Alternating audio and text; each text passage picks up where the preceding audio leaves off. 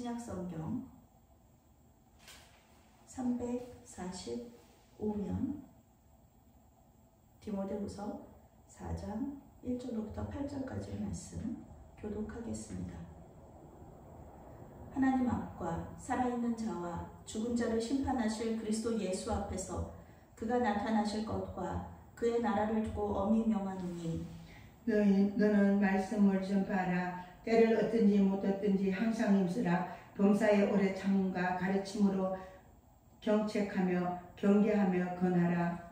때가 이르리니 사람이 바른 교훈을 받지 아니하며 귀가 가려워서 자기의 사욕을 따를 스승을 많이 두고 또 그 길을 진리에서 돌이켜 허탄한 이야기를 따르리라. 그러나 너는 모든 일에 신중하여 고난을 받으며 전도자 일을 하며 내 직무를 다하라. 전제와 같이 내가 벌써 부어지고 나의 떠날 시각이 가까웠도다. 나는 선한 싸움을 싸우고 나의 달려갈 길을 다 마치고 믿음을 지켰으니 이제부로는 나를 위하여 의의 멸관이 예비되었으므로 주 곧 의로우신 재판장이 그날에 내게 주실 것이며 내게 말하여라. 주의 나타나심을 사모하는 모든 자에게 오리라. 아멘. 말씀을 전파하라 라는 제목으로 말씀 전할 때에 많은 은혜 받으시기 바랍니다. 기도하시겠습니다. 사랑의 하나님, 세상을 살아가면서 우리의 뜻대로 되지 않을 때가 많음을 고백합니다. 우리의 힘으로는 할 수 없는 일이 너무나 많습니다. 주님께서 우리를 도와주시옵소서. 슬프고 힘든 가운데에서도 주님을 믿는 믿음으로 하루하루를 살아가게 도와주시고 인도해 주시옵소서. 말씀을 통해 새 힘 주시기를 원합니다. 말씀을 통해 우리에게 힘과 용기를 더하여 주시옵소서. 예수 그리스도의 이름으로 기도합니다. 아멘. 말씀 전파는 옳은 일이다 라는 주제로 말씀을 전하려고 합니다. 교회 안에 있는 그 일부 사람들이 바른 교훈을 거절하고 또 이단으로 빠지는 문제, 이것은 어제 오늘의 일이 아닙니다. 사도 바울의 시대에도 거짓 교사들이 교회를 분열시키는 것, 이것이 아주 가장 큰 문제들이었습니다. 사도 바울은 죽음을 앞두고 사랑하는 아들이며 후계자인 디모데에게 이 문제를 해결할 수 있는 방법을 알려주고 있습니다. 거짓 교사들의 가르침 중에서 가장 문제가 되는 부분들 중에 하나가 무엇이냐면은 예수님의 재림에 대한 가르침이었습니다. 예수님의 제자들과 사도 바울은 예수님께서 이제 재림하신다는 것에 대한 말씀을 그대로 가르쳤죠. 예수께서 다시 오실 때에 그 보좌에 앉아서 모든 민족을 심판하실 거라는 것, 이 예수님의 말씀이고요. 제자들과 사도 바울은 그대로 가르쳤습니다. 그런데 거짓 교사들은 이러한 예수님의 말씀과 제자들의 가르침을 거부합니다. 예수님께서 재림하지 않는다, 또는 오늘날 이단에게 나타나고 있는 거 있죠. 예수님의 재림에 대해서 예수님의 재림은 없다든지 아니면 내가 재림 예수다, 이런 그 교주들도 있습니다. 이단의 교주들이 많았습니다. 내가 재림 예수라는. 지금의 그 신천지 그 교주도 자신이 처음에는 재림 예수라 그랬다가 성령 하나님이라 그랬다가 계속 이렇게 자기를 하나님으로 칭하고 있죠. 문제는 이들이 잘못된 주장을 하고 있는데 그 잘못된 주장을 사실로 받아들이고 믿는 사람들이 있다는 것, 그것입니다. 어떻게 그런 비이성적인 얘기를 믿을 수가 있어? 그렇게 생각하지만 그 믿는 사람들이 아주 많습니다. 사도 바울은 이러한 상황에서 디모데가 어떻게 해야 할지에 대한 해답을 주고 있습니다. 이것은 비단 디모데에게만 주시는 말씀이 아니죠. 예수님의 재림을 기다리면서 거짓 가르침과 싸워야 하는 우리에게도 주시는 하나님의 말씀입니다. 1절과 2절 말씀 함께 읽겠습니다. 하나님 앞과 살아있는 자와 죽은 자를 심판하실 그리스도 예수 앞에서 그가 나타나실 것과 그의 나라를 두고 엄히 명하노니 너는 말씀을 전파하라. 때를 얻든지 못 얻든지 항상 힘쓰라. 범사의 오래 참음과 가르침으로 정책하며 경계하며 권하라. 네, 사도 바울은 오늘 명령형의 동사를 사용하면서요, 강력하게 말하고 있습니다. 여기서 말하죠. 엄히 명하노니 이렇게 말하고 있습니다. 말씀을 전파하라. 말씀을 전파하라. 때를 얻든지 못 얻든지 항상 힘쓰라. 오래 참음과 가르침으로 경책하며 경계하며 권하라. 강력하게 명령하고 있습니다. 경책하라라는 단어는요, 원어로 창피를 주다, 모욕을 주다 라는 뜻을 가지고 있습니다. 사도 바울이 디모데에게 얘기한 거예요. 모욕을 줄 정도로, 창피를 당한다고 생각할 정도로 그렇게 강력하게 말하라는 거죠. 교정이나 징계를 위해서는 죄를 폭로할 때 창피를 주거나 모욕을 줄 수도 있다라는 그런 말씀입니다. 경계하라는 단어도요, 원어로 비난하다, 꾸짖다, 벌하다는 뜻을 가지고 있습니다. 권하라 이런 말씀은요, 재촉하다라는 뜻입니다. 앞에 그 두 말씀이 경책하라, 경계하라, 이것이 이제 잘못된 교인들을 이렇게 올바른 길로 이렇게 인도할 때 사용하여야 할 그런 목회적인 방법이라면, 이 권하라, 이거는 권면하라는 뜻이 아닙니다. 권면하라는 뜻이 아니라 원래 원어적인 의미는 재촉하라라는 뜻을 가지고 있습니다. 그러니까 영적인 성숙을 이루어가는 성도들에게 더 잘 할 수 있도록 재촉하라. 왜 달리는 말에 채찍질하라 그런 말이 있죠. 그런 뜻입니다. 사도 바울이 디모데에게 주는 해법은 단지 복음을 전하는 것만이 아니라 교인들이 잘못했을 때는 징계하고 꾸짖고, 그리고 또 잘하는 교인들한테는 더 잘할 수 있도록 권면이 아니라 재촉하라 라는 그런 강력한 목회를 하라고 이렇게 말하고 있는 것입니다. 6절에서 8절 말씀은요, 바울의 고별 인사입니다. 이렇게 강력한 말을 권면을 하고 나서요, 자기의 유언과도 같은 인사를 하고 있습니다. 사도 바울은 자신이 디모데를 못 보고 죽을 수도 있다는 것을 알고 있었습니다. 전제와 같이 부어졌다라는 말은 이렇게 그 번제로 모든 것을 드린 다음에 이렇게 술을 부어서 또 포도주를 부어서 하나님께 이렇게 부어드리거든요. 그 예배의 한 방식인데요. 이것은 헌신을 의미합니다.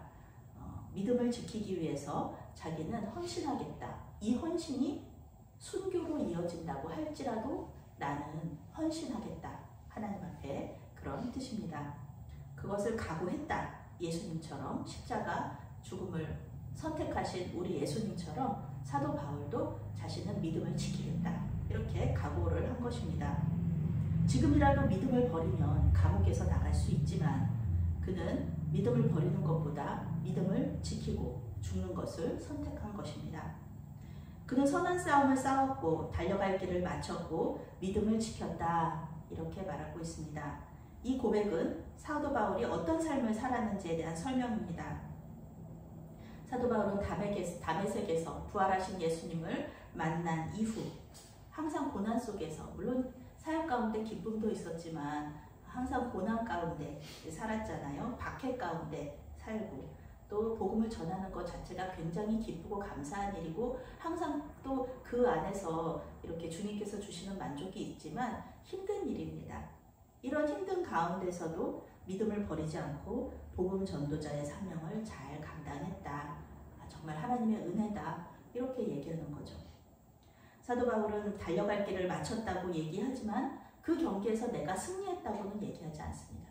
내가 1등 했다고는 얘기하지 않습니다. 사도 바울에게는 승리보다 완주가 중요한 거예요.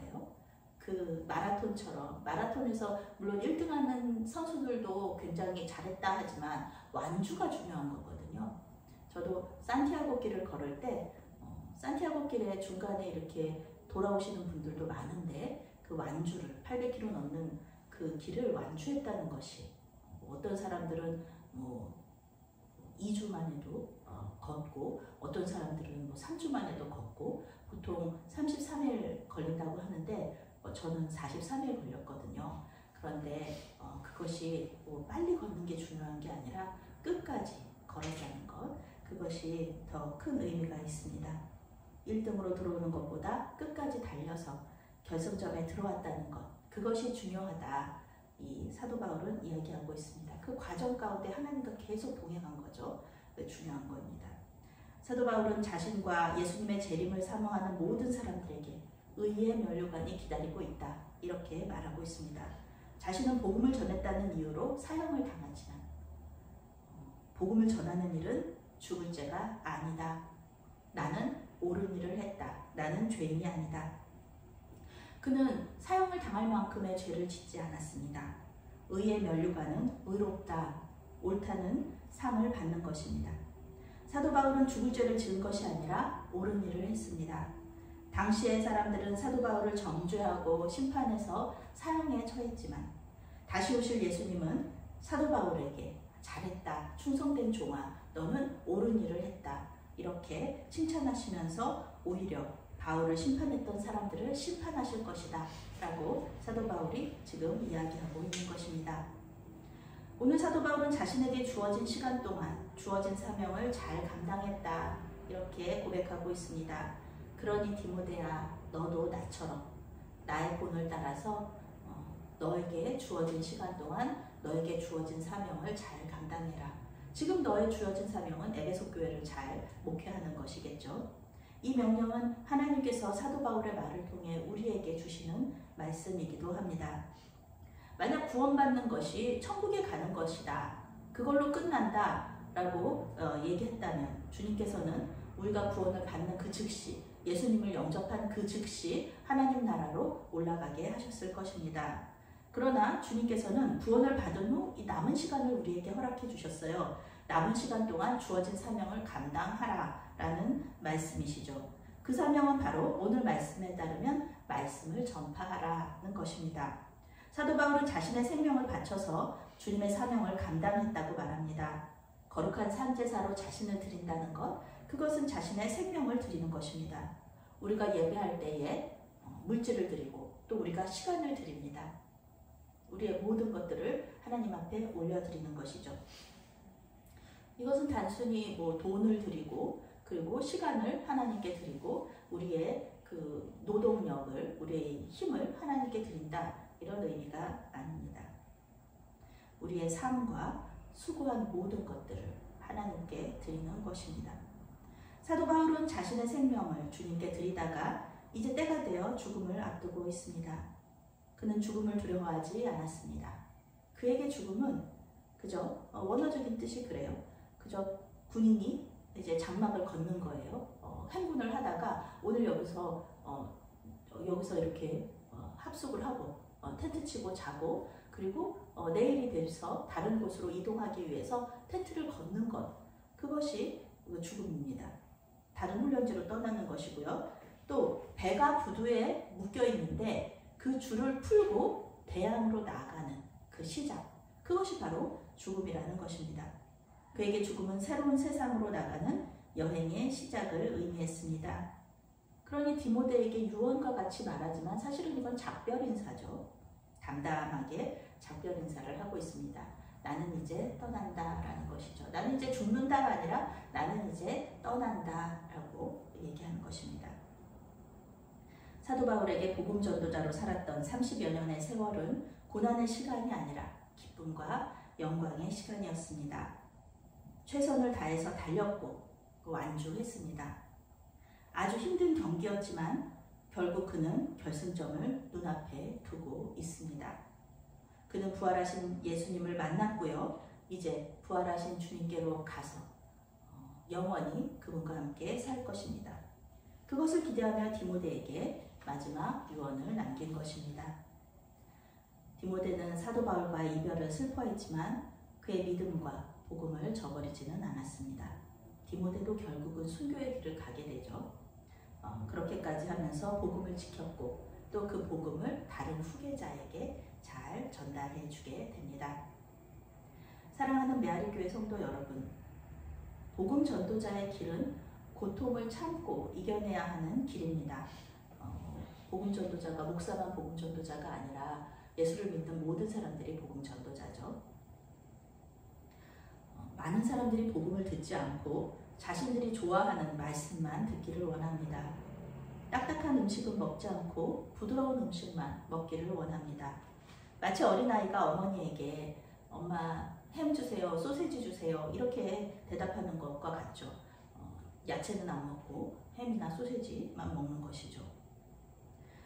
요즘 세상이 그렇습니다. 이런 어린아이들처럼 자기 먹고 싶은 것만 달라고 하는 편식하는 어린아이들처럼 교인들 중에도 그런 교인들이 있어요. 목사님한테 목사님 헌금에 대한 설교하지 마세요. 전도에 대한 설교하지 마세요. 죄에 대한 설교하지 마세요. 그저 위로에 대한 설교, 복받는 설교만 해주세요. 이렇게 말씀 설교자에게 듣고 싶은 설교를 주문하는 그런 시대가 왔습니다. 그러나 오늘 사도 바울은 때를 얻든지 못 얻든지 듣는 자들이 귀를 기울이든지 그렇지 않든지 올바른 말씀을 전파하라 라고 얘기하고 있습니다. 그 과정이 고난일 수 있어요. 고난일 수 있습니다. 왜 목사라고 교인들이 좋아하는 말씀, 부드러운 말씀, 또 교인들에게 복을 주는 말씀, 그런 말씀을 전하고 싶지 않겠습니까? 그러나 성령께서 우리에게 주시는 말씀 선포하는 사람들에게 주시는 또 그런 말씀에 또 인도하심이 있거든요. 그거는 성도님들을 화살로 이렇게 쏘듯이 그렇게 표적 설교하는 것이 아니라요. 성령께서 이렇게 말하라, 이렇게 설교하라, 이 말씀, 이 본문을 사용하라 하는 주시는 그런 은혜가 있습니다. 그런데 이제 그 말씀을 안 했을 때 이렇게 또 고난이 올 수도 있는 것입니다. 그 과정에서 성도들과의 그런 어려움이라든지 이런 그런 고난을 당하더라도 놀라거나 물러서지 말고 복음을 전파하라 라고 말합니다. 그러한 복음 전도자에게 의의 면류관이 기다리고 있다는 것입니다. 성도들의 눈치 보면서 그런 설교만 하는 것이 아니라 올바른 설교를 할 때 성령께서 말씀하시는 그런 말씀을, 원래 이 스피커가 그런 거잖아요. 들어오는 소리를 그대로 내보내는 게 스피커고 그것이 선지자입니다. 하나님께서 하라는 말씀을 그대로 전하는 것, 그것이 이 복음 전도자가 할 일인 것입니다. 복음을 전하는 일은 옳은 일입니다. 복음 전도자에게 의의 면류관이 기다리고 있습니다. 다른 사람들이 틀렸다고 해도, 그거 아니라고 해도 하나님은 올바른 말씀을 전파하는 일이 옳다, 이렇게 말씀하십니다. 성경 말씀이 옳습니다. 성경 말씀이 틀리다? 성경 말씀을 잘못 해석하고 그런 것은 문제가 있는 것이죠. 성경 말씀을 해석해 주는 사람들은 많지만 그 해석이 잘못되었는지 아니면은 하나님의 말씀에 맞는지 이것을 분별하는 것은 듣는 자들의 몫입니다. 아무리 열심히 잘못된 길을 가더라도 잘못된 길은 잘못된 길입니다. 열심과 성실로 잘못된 길을 간다고 해서 그것이 옳은 길이라고 아무도 말해주지 않습니다. 다시 돌아와야 합니다. 열심히 갔던 길을 다시 돌아와야 합니다. 내 생각이 옳다고 고집 부리는 것이 아니라 성령께서 주시는 말씀에 귀 기울이시면서 그분이 옳다고 말씀하시는 대로 따라가시기 바랍니다. 그리고 그 말씀을 다른 사람들에게 전하시면서 주어진 시간들 속에서 주신 사명을 잘 감당하시며 달려갈 길을 다 가고 사도 바울처럼 마지막에 죽음을 두려워하지 않고 주님께로 믿음 지키면서 의의 면류관을 바라보며 또 잘 감당하시는, 주신 사명 잘 감당하시면서 이 주어진 시간들을 살아가시는 저와 여러분이 되시기를 바라겠습니다. 아멘. 사랑의 하나님, 복음을 전하는 것이 민폐가 되는 시대에 살고 있습니다. 복음을 전할 때 지혜롭게 전할 수 있도록 도와주시옵소서. 듣든지 아니 듣든지 복음을 전하는 사명을 잘 감당할 수 있도록 인도하여 주시옵소서. 무엇보다도 낙심하지 않도록 우리를 지켜주시옵소서. 우리가 하는 일을 통하여 주님께서 역사하시고 우리가 전하는 복음을 통해서 사람들의 삶이 변화하는 것을 목도할 수 있도록 인도하여 주시옵소서. 예수님의 이름으로 기도합니다. 아멘.